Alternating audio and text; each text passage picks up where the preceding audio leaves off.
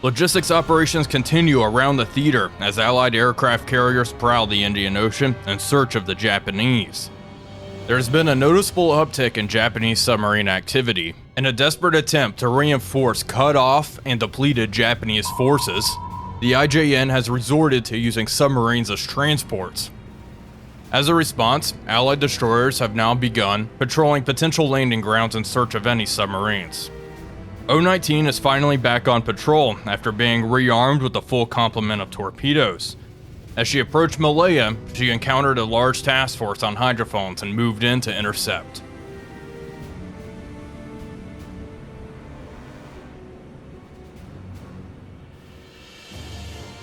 Hello everybody, Wolf back here, and welcome back to another exciting episode of War on the Sea as we continue our Indian Ocean campaign. O-19 is out on patrol after being rearmed, and she has finally found something here. It looks like 3 ships on hydrophones. Let's raise the scope and take a look at what we are dealing with. Bring up the map as well. Hopefully something relatively large worth taking shots at. Scan left, there they are. Hello, and yep, there's something large. Target that. We are in a pretty good position to take shots. Let's come right just a little bit, get at a 90-degree angle, and you know what? I am probably going to fire 4 torpedoes at her. 3-degree spread, 2-degree spread actually should be good enough. Let's identify the target. Triple stacker, the light cruiser. Let's see, here we go. Kuma class, very well could be her. Got 2 guns in the bow, 2 in the rear. Sure, why not recognize her as such for the time being. Let's check. I guess it could be a Nagara. And yeah, okay, we're gonna go with the Kuma for the time being. Solution is improving. Now we really just need to maneuver into position and wait. They are moving quickly at a speed of 27 knots. Wow. Well, hopefully we get at least a couple of hits with torpedoes here.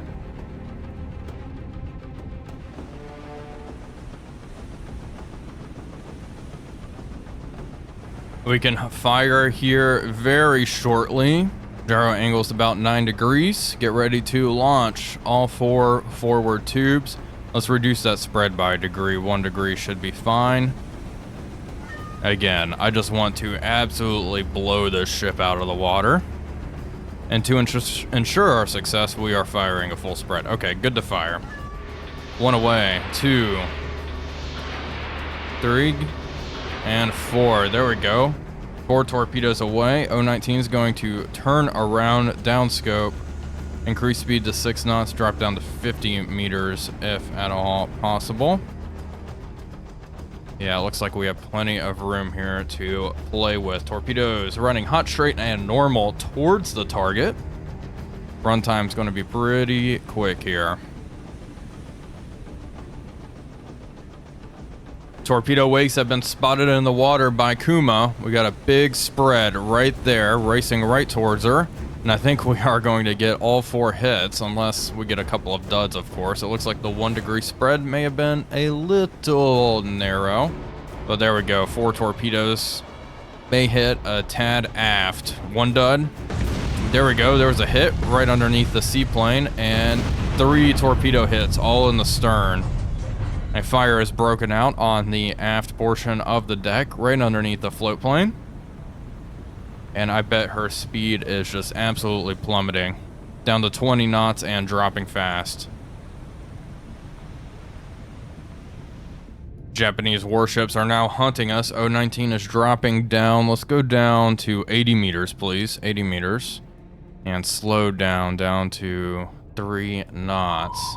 We have this destroyer closing in. We will race out of the way once she drops her depth charges upon us. Maneuvering into her wake and hopefully getting the heck out of here. There's that other destroyer. I'm not as worried about her. Good news though, the Kuma is absolutely going down. There's no way she's surviving this. Good stuff. Okay, O-19. I'll target the ship. I want to know how far she is. 300 meters and closing quickly. We are not cavitating, which is good. But she still has a pretty good bead on us. Sonar still going off. Get ready to increase speed. All right, all ahead flank. Start moving. She's gonna roll her depth charges here. Drop down 100 meters, 100 meters. All right, perfect. I don't see any splashes yet. She hasn't rolled. The problem is those K launchers, which launch the charges, pretty far off to the side. Okay, and geez, those depth charges drop really fast, huh? Okay, more depth charges in the water. Keep racing. Rudder amidships. I think there's no way those are too close. Keep moving. Alright, I think we're clear. 019's in the clear. Turn around. Reduce speed. 3 knots. Continue to get the heck out of here. There we go. Good job evading.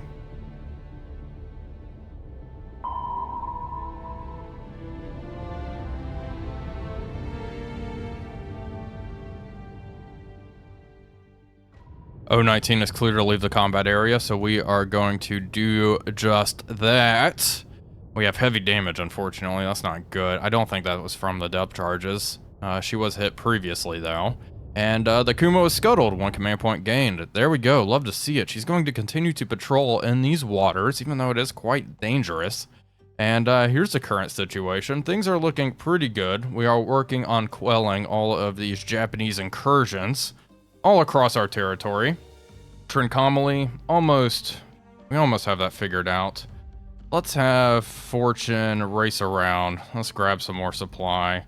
And this task force 21, let's load them up with troops. There we go, good amount of troops and a good amount of supply there. Why not grab, no, don't grab that fuel. I just want Abbeydale to take, 27 fuel, why not?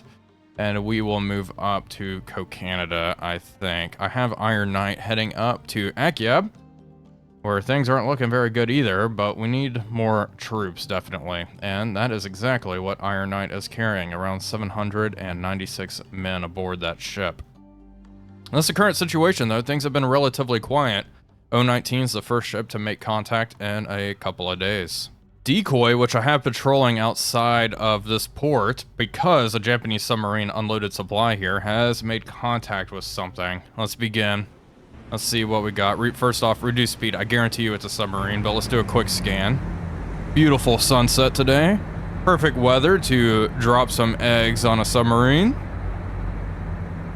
I got nothing on the horizon. Very well could be a aircraft. I wasn't seeing any of those either. Turn on ASDIC. Reduce speed 9 knots. I guess this kind of ruins my immersion because we know something's out here. This is one thing about the game that is interesting. Part of me thinks submarine encounters may have been better handled completely on the campaign map, but then I suppose that level of RNG could get quite annoying. Okay, target this. Let's see. And indeed it is a submarine off to 120 degrees, and look at that. You see that? I could have been seafoam, but I thought that was a torpedo wake. Yeah. Something's there for sure. Big long streak, left full rudder. Okay, we have this sub. And at a 44% solution, that is pretty darn good. Saw those torpedoes in the water, but I'm not seeing them anymore.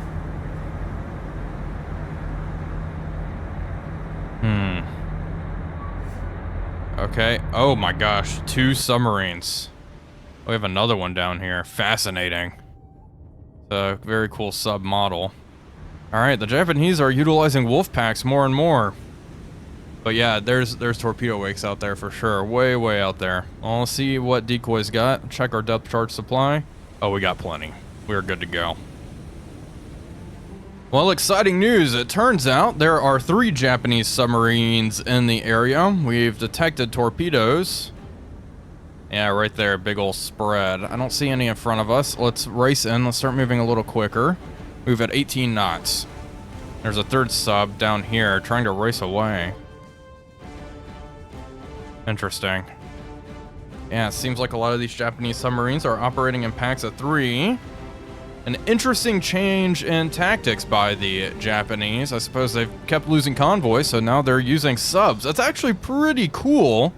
I do wonder if these subs are carrying troops. Like I said previously, some Japanese submarines unloaded a good amount of troops in the middle of the night.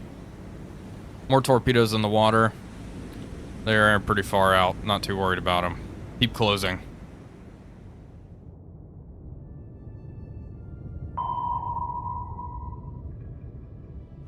Decoy is getting very close to the target. Let's get ready. You know what? Let's start dropping patterns. Fire one away. Continue to fire, reload, reload, reload, and fire another. Perfect. Let's come around. One more reload. Fire. There we go. That does not look like a good time for that poor Japanese submarine. Oof. Yeah, that's grim. That's bad for her. Okay, decoy. Good job blowing that one out of the water. I think that I heard the explosion. Well, that may have been catastrophic. Screw stop. She is taking on water. She is sinking. Decoy. Good work. Increase speed to 22 knots. Let's go get this other sub. And I would need to remember this other one is heading northeast, trying to race away. This one's the smartest of the bunch, but I'm hoping we can track her down as well and sink her.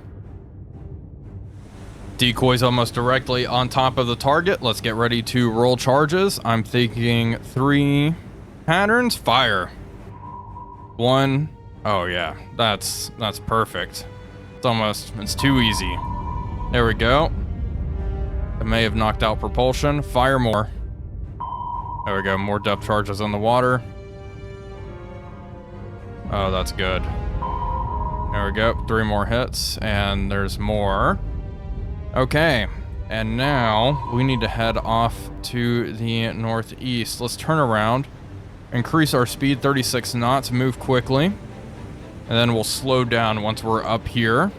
And that way, as it can pick them up. And there we go. That submarine is sinking. Let's see if we can acquire target number 3. We are tracking the last and final submarine. We had to race quite a way to find her, but, you know, I'm anything if persistent. Closing in quickly. She is 200 meters away. Get ready to roll charges. We're down to 41 depth charges. Still have a good amount, just in case we need them. Definitely good having a warship patrol outside of this port to avoid things like this. What a black day for the Japanese subfleet. 3 submarines sunk over the course of, what, 20 minutes? Okay, fire more. There we go. And I don't know if that was enough to damage her. The second pattern, gonna do a good amount of damage. Fire 1 more pattern there. Oof, that hit would have just cracked that poor sub right open. And unfortunately, these are expensive assets for the Japanese, but we are not going to get any command points for this. That's all right, though. All right, she is going down. There's no way. Let's check the report here. Critical damage, critical flooding. Let's give it, what, 30 seconds, and the submarine should be reported sinking. There we go. Didn't even have to wait that long. Okay, good job, Decoy. Fantastic work. Let's leave the combat area. 3 subs sunk, no command points gained. Pretty much expected. Decoy does have some heavy damage, but she's still at sea doing her duty. Well, this is interesting. Decoy has encountered something else. Let's begin. Alright, Decoy. It is your night, it would seem. Scan. Any periscopes in the water? More Japanese submarines? If it's 3 more, I'm going to be shocked. Turn on ASDIC. Continue the hunt. If I were a Japanese sub-commander, I would not be engaging this destroyer. That's a no-go for me, but we'll see here. Keep our eyes peeled for any torpedoes in the water. May see a water disturbance over there off the 150. Let's turn. Reduce speed down to 16 knots. Turn. Turn right. New heading 150. See what's going on over there. Hopefully it's just a single submarine and not 3 more. We don't have enough depth charges to keep doing this. Closing in on submerged contact number 1. The angle makes it a little tricky. Let's just start firing. 1 pattern. 2. Please. There we go.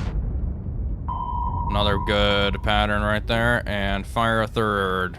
Once it's loaded. There we go. 3rd away. Yep, that's gonna hurt. Decoy has contact on the 2nd submarine off to the north. That is where we are going to head now. Increase speed, 36 knots. Let's move in quick.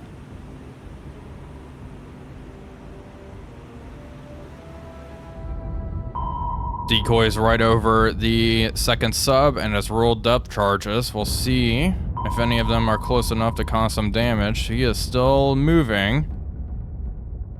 Wow, it looks like we may have not damaged the sub. Oh, there we go. I think we caused some damage there. Let's see if she ends up going down. It wasn't a perfect angle, but hopefully it was good enough. We'll loop back around for a 2nd attack and see if it's needed. There's a 3rd one? Oh my gosh. Okay, well, that's the one Decoys want to go after here. Target that 3rd one. What the heck? I did not even see you. Did not even know you existed here. She's operating nice and deep, pretty low to the seafloor. Alright, come around. Yeah, they're just operating in packs of 3. FYI, that 1st submarine that we depth charged is indeed going down. How many depth charges do we have? 17. Okay, we're going to just roll charges on top of this one. Let me see the report. Critical damage, heavy flooding. Hopefully that's enough to sink her. If not, that sub's heading home. Not much of a problem, is she?